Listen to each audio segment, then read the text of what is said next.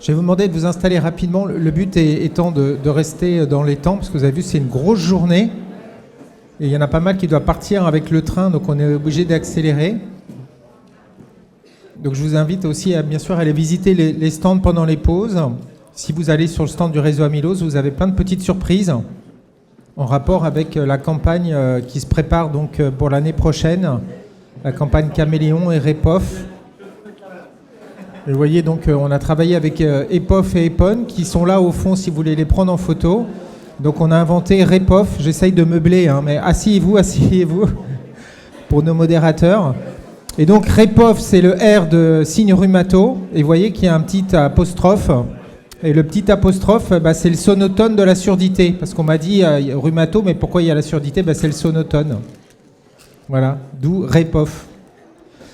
Voilà. Donc j'attends qu'il s'installe, donc je vais continuer du coup à faire la pub. Je meuble. Et donc, vous avez compris, la campagne, c'est la campagne Caméléon, parce que l'amylose prend toutes les formes différentes. Asseyez-vous, je vous en prie. Et donc là, vous avez le caméléon qui s'appelle tic-tac, c'est-à-dire en rouge, on diagnostique l'amylose au temps de l'insuffisance cardiaque, puis après l'amylose, donc tic, temps d'insuffisance cardiaque, puis l'amylose arrive, le tac. Et donc évidemment, c'est pas le bon sens. Et donc, il faut qu'on change et qu'on diagnostique l'amylose au temps de l'amylose cardiaque. Évidemment, autant d'amylose cardiaque, au TAC, et puis malheureusement, pour beaucoup de patients, ça va évoluer au TIC. Mais notre grand espoir, c'est le TAC, au TAC, TAC, ensemble vide TAC, c'est-à-dire qu'il n'y aura plus d'insuffisance cardiaque et on retirera l'amylose cardiaque, d'où le TAC au TAC. Vous êtes prêts ? Ok. Donc, TIC, TAC, changeons de tactique et passons au TAC au TAC. Voilà. Bonjour à tous. Bonjour à tous, on va passer à la session 3 sur l'empowerment des paramédicaux, le patient partenaire, et on va commencer tout de suite avec Hélène Thiollet. Comment intégrer l'éducation thérapeutique dans le parcours de soins ?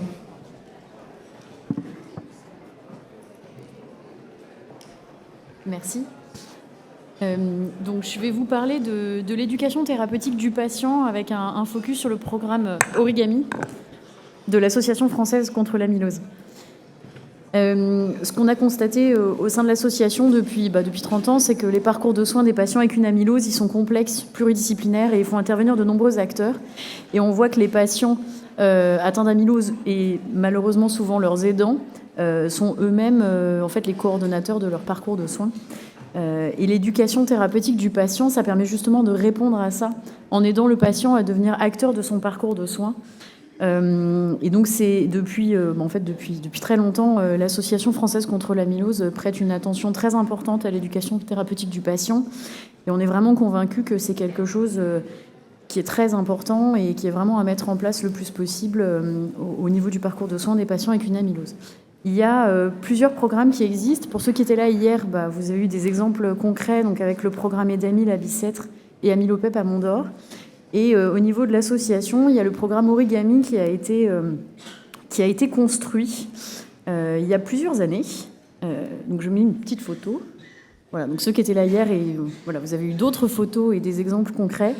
Donc c'est un programme d'éducation thérapeutique qui a été conçu par l'Association française contre l'amylose en faisant intervenir un groupe d'experts, donc les experts des centres de référence de l'amylose, des patients experts de l'association, qui ont conçu ce programme qui est un peu un programme cadre, puisque là, dans cette petite mallette, en fait, il y a un programme d'éducation thérapeutique complet, qui est vraiment, c'est une petite mallette, elle est vraiment petite, transportable.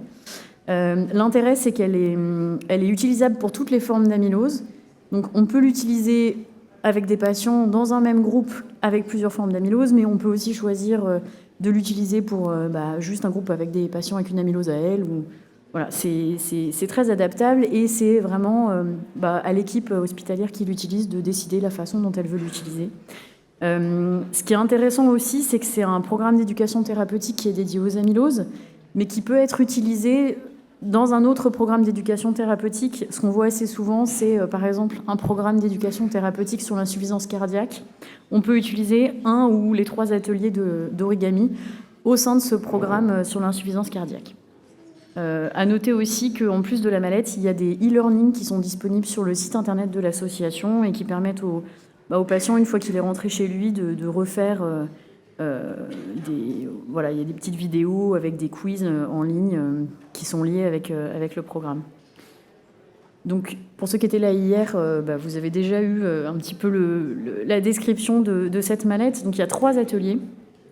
Le premier, il est vraiment pour comprendre les causes de la maladie, les mécanismes, comprendre les symptômes, les relier à un organe. Donc, il y a une planche anatomique, voilà, qui permet, avec des petites cartes, qui permet de mieux comprendre. Ce qui est intéressant, c'est que pour chaque atelier, il y a une fiche animation, celle qu'on voit sur la droite, qui permet en fait à l'équipe qui va utiliser le programme d'avoir vraiment toutes les explications. Et donc, ça va assez vite pour monter le programme, puisque tout est indiqué pour animer le programme. Et après, il y a des petits objets. Les petites balles, c'est pour en fait voir un cœur malade, un cœur non malade, et vraiment en touchant. Et l'espèce d'amas de fils, c'est des Scooby-Doo pour montrer les fibrilles. Et voilà, donc il y a des Scooby-Doo faits, des Scooby-Doo non faits. Le deuxième atelier, il est sur les traitements.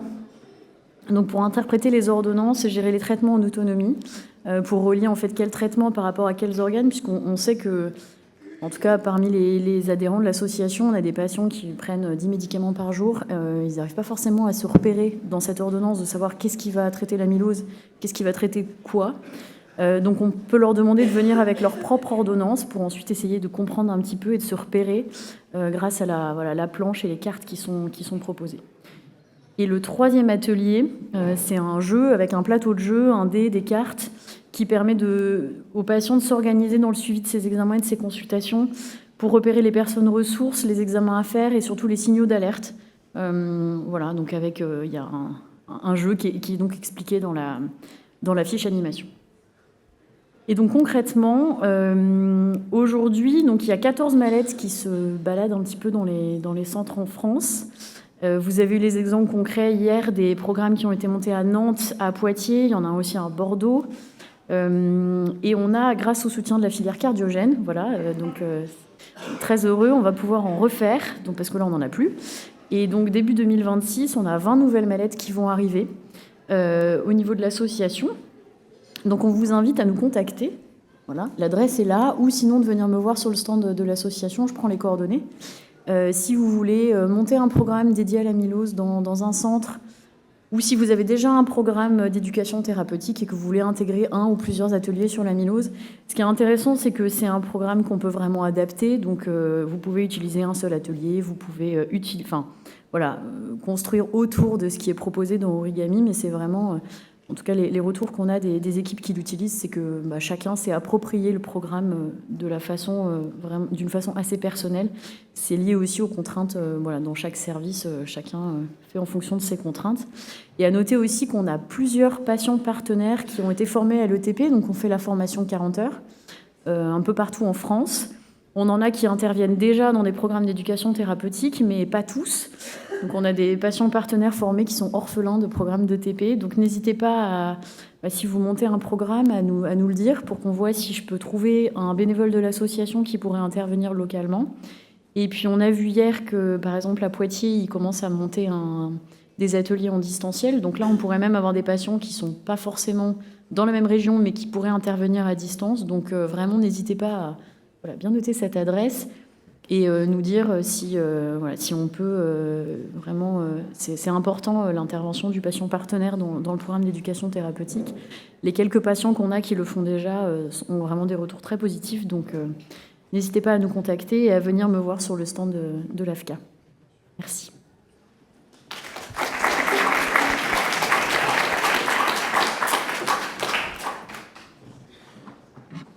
Merci beaucoup. Je ne sais pas s'il y a des questions, on les fera après, on passe à la suite. Ouais. Alors on va accueillir Virginie Blanchet, Sandrine Guyard et Julien Gentot pour le rôle clé des paramédicaux dans la prise en charge au quotidien.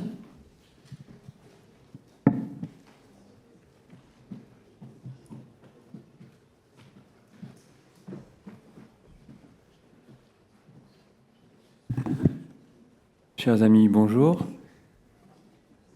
Ravi d'être ici. Merci aux organisateurs de nous donner l'opportunité de présenter le rôle clé des paramédicaux avec l'exemple de l'hospitalisation de jour dans notre unité.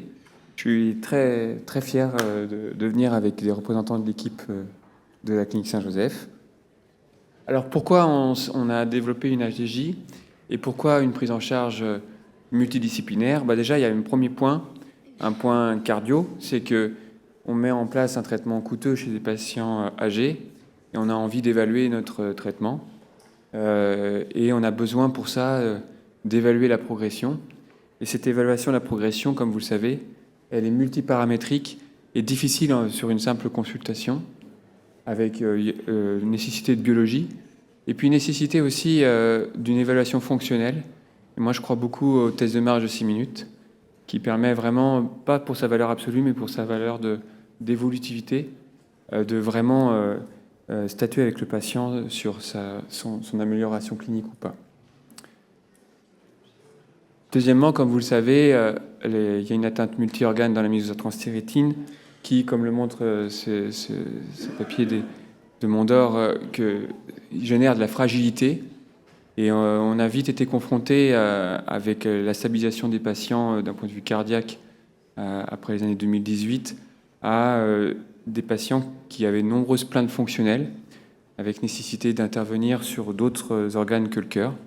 Et ça a été un des enrichissements d'ailleurs, plan personnel, dans cette aventure de l'amylose, c'était que ça nous a obligés, nous cardiologues qui sommes très autonomes pour nos examens, à nous ouvrir vers les autres spécialités, et notamment à travailler en binôme avec les gériatres.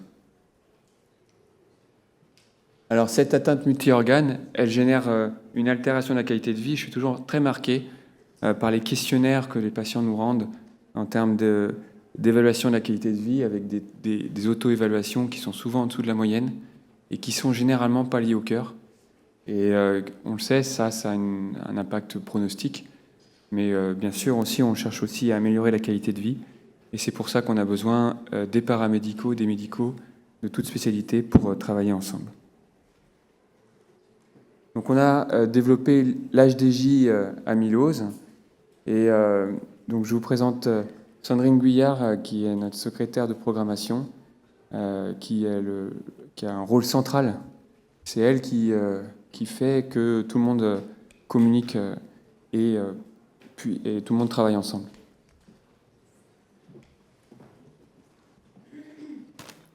Bonjour. Mon rôle, ma fonction à moi, c'est donc de convoquer les patients pour la réalisation de leur bilan de l'amylose lors d'une hospitalisation de jour. J'adresse donc aux patients cette convocation comprenant, outre la date et le lieu de l'hospitalisation, un bilan biologique à réaliser comprenant les marqueurs cardiaques, bilan nutritionnel, recherche d'anémie, NFS, bilan hépatique rénal, entre autres. J'envoie également un questionnaire que les patients doivent nous réadresser avant l'hospitalisation.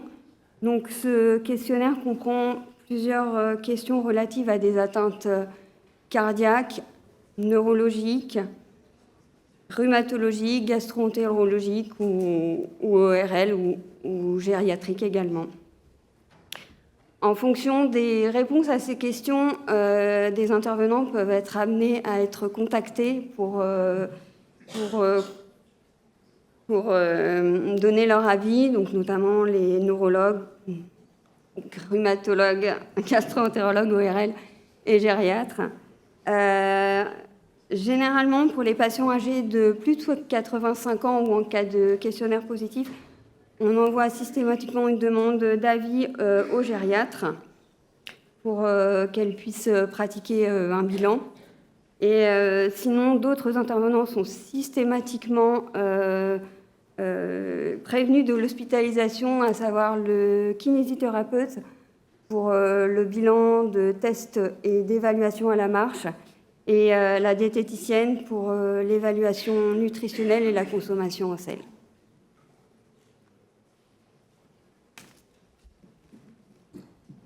Donc, une fois qu'on sait tous les intervenants qu'il va avoir pendant l'hospitalisation, du coup, le patient arrive le matin et on lui explique un petit peu comment va se dérouler la demi-journée, voire la journée entière. Et donc on a surtout on sait déjà du coup les intervenants et on peut déjà préparer en fait et leur expliquer tous les intervenants qui vont voir, et ça ils aiment bien. En règle générale, on leur donne un autre test à remplir, un autre questionnaire à remplir, le Milo Affect. Et si le test génétique n'a pas été proposé, ou si on lui en avait déjà parlé mais qu'il voulait réfléchir, on peut être amené à lui reproposer de faire le test génétique. Et en fait, on a surtout un rôle pour reformuler en fait tous les propos qu'ils ont déjà entendus. On les encourage déjà à venir accompagner, soit de leur conjoint, soit de leur enfant. Et du coup, ils vont entendre des mots et nous, on essaye de les reformuler, on va dire, avec des mots un peu plus appropriés, moins médicaux. Et on a la chance également, la diététicienne, du coup, on reprend un peu tous les propos de tous les intervenants et la diététicienne leur laisse généralement un marque-page où il y a, on va dire, les mots-clés de l'alimentation à retenir, la consommation de sel, voilà, les choses importantes. Et depuis peu, on a également un cœur qui a été imprimé en 3D, où justement, il y a un cœur sain, où le patient il peut manipuler le cœur et voir la fonction, la force de contraction, et en même temps, différents cœurs qu'on rajoute à l'intérieur, qui sont les dépôts d'amylose. Et donc, du coup, le patient peut vraiment se rendre compte avec quelque chose qui manipule et qui voit les conséquences de tous les dépôts, en tout cas sur le cœur. Ensuite, on a un rôle, on va dire, propre, qui est bien sûr la prise de constante, la recherche d'hypotension orthostatique systématique. On fait également un électrocardiogramme. Parfois, après l'échographie, du coup, il est nécessaire de faire une perfusion de diurétique. Du coup, notre rôle principal, c'est vraiment la coordination pendant toute l'hospitalisation. Donc après, on refait une synthèse finale avec le cardiologue, où on vérifie également tous les papiers de sortie, c'est-à-dire les nouvelles prescriptions médicales, qu'ils aient bien également la prescription des bilans sanguins à faire dans l'année. Et on va dire que beaucoup de patients sont également implantés d'un pacemaker et sont suivis aussi en télécardiologie. Donc ceux-là, on les suit également en télécardiologie. Et pour ceux qui n'ont pas de pacemaker, on fait systématiquement... on voit soit avec le cardiologue référent pour qu'il pense également à faire les holters une fois par an, ou sinon on l'organise nous-mêmes au sein de la structure en fonction des délais également qu'ils ont à leur possibilité. Voilà, merci à Charlotte Dagrena d'ailleurs pour les cœurs qui permettent les cœurs imprimés 3D qui permettent de très bien expliquer aux patients. Je pense qu'on pourrait en parler avec le réseau amylose. Voilà, en conclusion, donc nombreux intervenants nécessaires pour une prise en charge multidisciplinaire de l'amylose. Au niveau de la coordination chez nous, c'est le secrétariat, mais ça peut être des infirmiers, des IPA, ça peut être les cardiologues. On va peut-être essayer de s'aider d'outils informatiques. L'évaluation fonctionnelle chez nous, ce sont les kinés qui font le test de marche, mais je sais que dans certains centres, ce sont les ARC, dans d'autres les infirmiers. Et puis ensuite, l'évaluation, deux évaluations indispensables, l'évaluation gériatrique et l'évaluation cardiologique. Et pareil, c'est des évaluations qui peuvent être réalisées aussi avec l'aide des paramédicaux. Voilà, je vous remercie.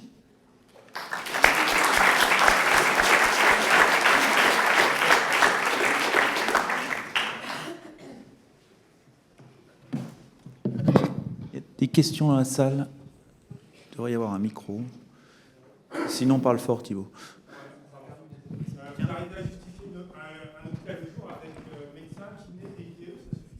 Donc pour le distanciel, je te passe le micro, ce qu'ils ne vont pas entendre. On a perdu les hôtesses. Les hôtesses ? Il faut 3 intervenants minimum, mais ça, c'est pas du tout c'est un souci pour d'autres HDJ, mais pour l'HDJ amylose, c'est vraiment pas un souci, puisqu'il y a toujours le kiné, le diététicien ou diététicienne, le cardiologue, et le gériatre très souvent, et d'autres intervenants, rhumato, gastro, etc. Donc là, vraiment pas de souci pour les multiples intervenants. Et vous faites ça à chaque visite ou il y a aussi des visites de consultation cardio standard? En fait, ce qu'on souhaiterait, c'est le faire annuellement, mais on a trop de patients maintenant, on n'arrive plus à le faire annuellement. Donc les patients très stables, on les voit tous les 18 mois, et les patients plutôt graves, on les voit tous les ans. Et en alternance, on se met d'accord avec le cardiologue correspondant. C'est-à-dire que quand il part de l'HDJ, le patient, il a une consultation avec son cardiologue dans 6 mois, et le cardiologue sait que dans 1 an, il y aura une nouvelle HDJ. Ça, c'est l'idéal, mais ce n'est pas toujours le cas en pratique. Je me permets, je voudrais vous remercier tous les 3 d'être là, parce que je sais que ce n'est pas forcément facile de prendre la parole devant tout ce monde, et merci vraiment de montrer ce que vous faites, parce que c'est fantastique. Hein. Vous êtes une équipe formidable. Alors, Julien est formidable, mais vous aussi. Et je trouve que votre idée de questionnaire simplifié, donc nous on utilise AmyloAffect, mais c'est peut-être un peu compliqué, mais je serais très intéressé de l'avoir pour le partager éventuellement à tout le monde, évidemment. C'est très intéressant de montrer vos organisations parce que ça nous fait progresser en fait. Voilà. Et ce partage est vraiment fondamental. Et ce que je trouve beau, c'est ce que vous montrez, c'est-à-dire que le docteur tout seul, il peut rien faire. Et que cette organisation, en fait, vraiment multiprofessionnelle, où chacun a son rôle, c'est au service des patients et c'est vraiment magnifique. Donc merci beaucoup d'être là. Et puis le questionnaire, je l'attends lundi du coup. Et le cœur aussi, mais Charlotte est en congé maternité, on en a discuté évidemment, si on peut mettre le cœur à disposition, si on trouve des sponsors pour le faire. Le questionnaire, en fait, le principe, c'était de dire, on est patient très âgé parfois, et si on donne un questionnaire trop complexe, ils ne vont pas répondre. Et j'ai demandé à chaque spécialiste de faire 2 à 5 questions maxi. Et c'est comme ça qu'on a fait le questionnaire. Voilà. Bonjour, je suis Barbara Mazzolini de l'Association française contre l'amylose. Et donc, merci beaucoup pour vos présentations et pour avoir visité la clinique à Trezeguet. Donc, c'est formidable ce que vous faites pour le parcours patient. Bravo. Hein. Donc, c'est le grand luxe. Hein. Donc, c'est des conditions qu'on trouve malheureusement pas partout. Alors, juste une petite remarque. En fait, cette session est intitulée, entre autres, le patient partenaire.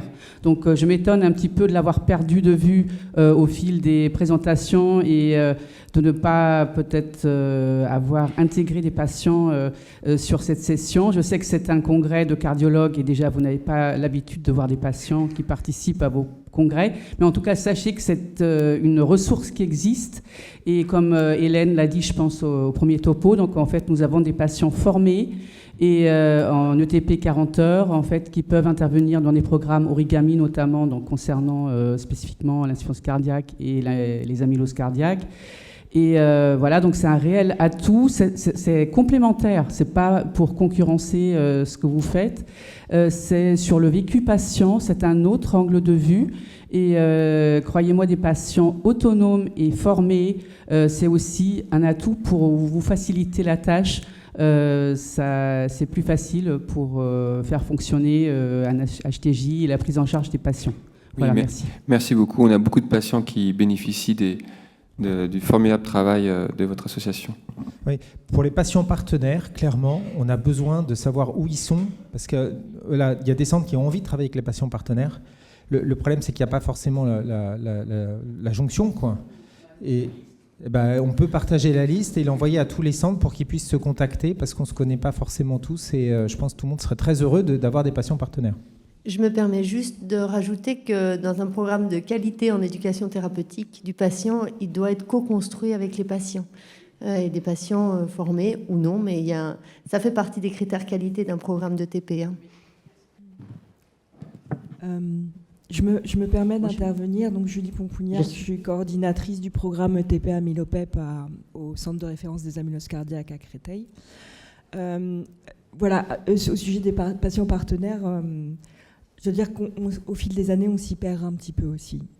Parce que moi, j'ai eu des patients référents, des patients intervenants et maintenant des patients partenaires. Donc c'est un petit peu compliqué de tout suivre. Mais après, concrètement, pour répondre à la question, où sont-ils au sein du programme Amylopep, on a 2 patients participants ou partenaires ou référents qui participent, y compris à la coordination du programme de TP. C'est-à-dire qu'ils interviennent aussi dans l'organisation du programme et après aussi avec les patients dans les ateliers. Et ça, c'est très très précieux, très important. En hôpital de jour, on ne s'est pas encore projeté là-dessus, mais du coup, c'est une bonne question. Moi, je suis Solange Badini, je travaille au Kremlin-Bicêtre dans le service de cardiologie. Je vous remercie pour votre présentation sur le parcours. Ma question, c'était de savoir, en fait, combien de patients vous recevez par HDJ pour la demi-journée ou la journée.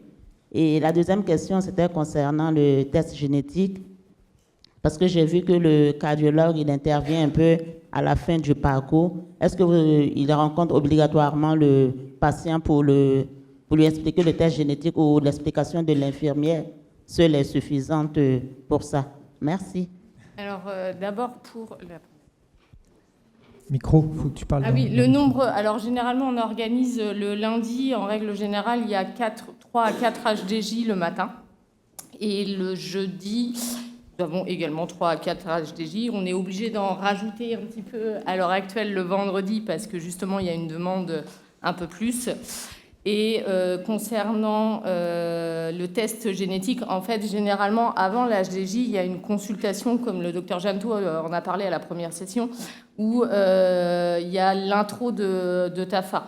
Et c'est vrai que du coup, cette consultation, elle dure minimum 45 minutes. On a vraiment un temps où là, on explique dans un premier temps la maladie et on parle du test génétique. Mais ce temps-là des 45 minutes, le patient, il repart, il a eu beaucoup d'infos. Et c'est vrai qu'il y a des fois, il y a des patients qui ont besoin de réfléchir à ce test génétique qui, aujourd'hui, malheureusement, n'est pas encore remboursé. Donc, forcément, ça leur laisse le temps de...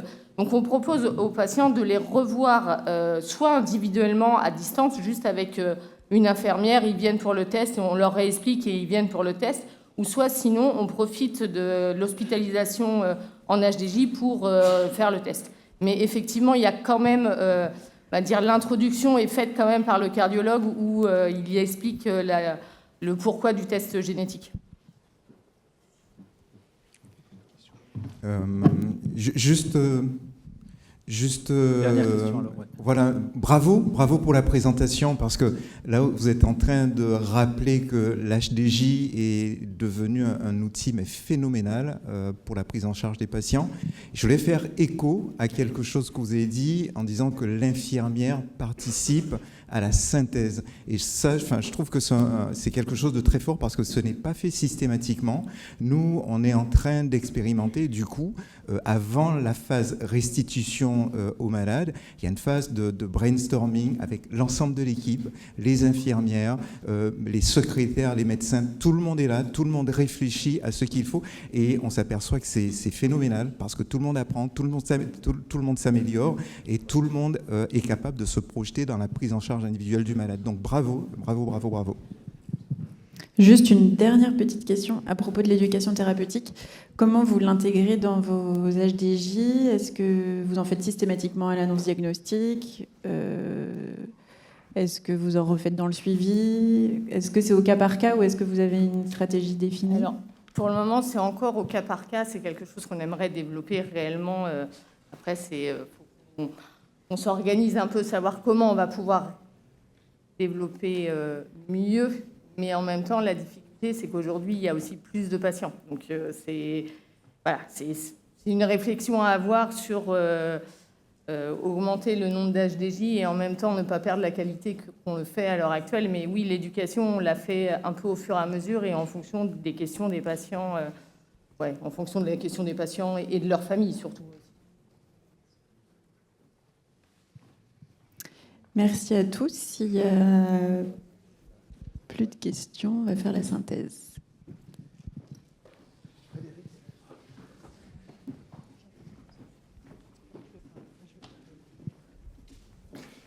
Alors, merci aux intervenants pour cette belle session sur l'implication des patients et des paramédicaux. Donc, merci à Mme Thiollet pour la présentation de la mallette origami que personnellement je ne connaissais pas. Qui permet vraiment aux patients, un peu comme on le fait dans l'éducation thérapeutique de l'insuffisance cardiaque, de bien appréhender les différents grands points de la compréhension de la maladie, des traitements et surtout de l'organisation du parcours derrière et des différents intervenants qui est parfois un peu complexe. Pour les centres qui vont se monter ou qui se montent ou qui n'ont pas la mallette, je vous rappelle l'adresse contact@amylose.asso.fr ou sinon ils ont un stand dans le couloir où vous pouvez aller candidater pour une mallette. Je lance un appel à M. Lamblin qui est dans la région du Nord comme moi. Nous, on n'a pas de mallette. Je pense qu'il doit y avoir moyen de mutualiser. Nous, on a une équipe, mais je pense qu'on n'a pas le pool, le volume de patients et pas le temps pour monopoliser une mallette. Mais si dans la région, il y a une équipe que ça intéresse et comme ça peut se faire aussi en distanciel, voilà, nous, on est candidats pour coopter pour une mallette et faire participer nos patients avec grand plaisir. Et un grand merci à l'équipe d'Angers pour la présentation de son équipe qui a l'air d'être très efficace et qui doit rendre service à beaucoup de patients. On voit l'importance dans ces équipes et on a à peu près le même format, hein, donc on sait de quoi on parle, de la lourdeur de l'organisation, du nombre d'examens qui sont à prévoir, des intervenants qui sont à programmer, et pour que le patient puisse sur une journée avoir une prise en charge globale qui est vraiment de qualité et surtout une trame, comme vous le disiez, pour le cardiologue qui va suivre après derrière avec des recommandations sur le suivi à 3 mois, la biologie, la clinique. Bref, c'est très très bien. Et comme Thibaut, je suis très intéressé aussi par le questionnaire parce que nous, on essaie quand on fait l'HDJ de cibler sur les courriers puisque les patients nous sont adressés, de se dire, bah, tiens, dans l'HDJ, on va proposer, alors effectivement, le gériatre en fonction de l'âge, le kiné, la diète, c'est systématique, mais est-ce qu'on va demander au neuro, est-ce qu'on va demander au néphro, est-ce qu'on va demander à d'autres? Mais on n'avait pas pensé à l'idée du questionnaire pour avoir l'avis du patient justement, plutôt que de se fier qu'aux courriers qui de temps en temps sont résumés, parce qu'on ne peut pas tout mettre dans les courriers non plus, sauf les gériatres qui ont vraiment des courriers très complets, et je les félicite pour ça. Et donc bravo pour l'équipe et la mise en place du questionnaire. Et donc merci pour cette belle session.